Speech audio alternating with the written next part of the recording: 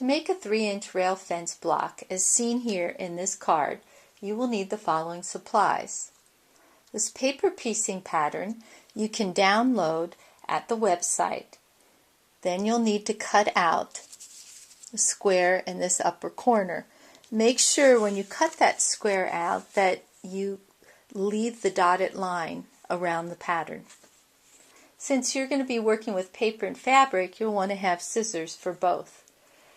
You can also use a rotary cutter if you prefer. You'll need small scraps of fabric, like the ones seen here.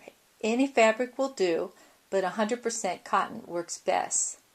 I use a neutral color thread because I'm sewing so many different colors, it's impossible to match. I like to keep a seam ripper handy if I need to correct any mistakes. From time to time we're going to be pinning in our block, so you need to keep some nearby. I also like to have on hand a postcard or a greeting card, and I use this when I'm folding this paper pattern.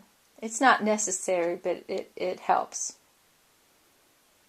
You can either sew this block using a machine like seen here, or you can sew it by hand. So you're going to need to have a working machine or your hand sewing supplies.